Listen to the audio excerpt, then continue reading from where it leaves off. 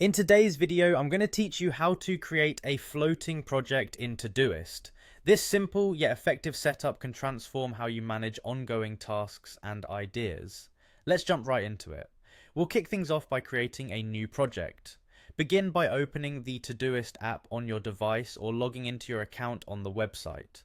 Once you're in, look to the left sidebar for the plus add project button. Give that a click. Now let's name your project. Choose something that's both meaningful and makes sense for the tasks you plan to dock here. You could go with a name like floating tasks or ongoing ideas. Your project name should capture its essence and be instantly recognizable. Once you've decided on a name, select a color for your project. This is not just about aesthetics. Choosing a distinct color can improve visibility and help you stay organized at a glance. When you're happy with your selections, click the add button and voila, you've created a new project. Moving on to step 2, it's time to populate your project with tasks.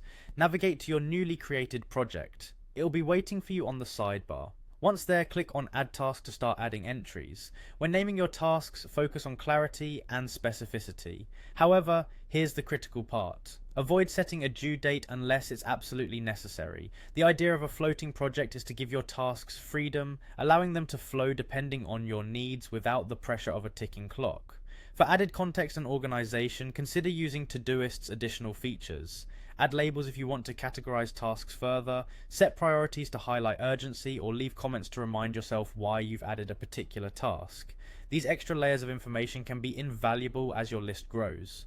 Once you're satisfied with your task particulars, click Add Task to save it. And there you have it, a floating project ready to serve as your go-to repository for ideas and tasks that are important but don't fit neatly within the confines of a traditional deadline.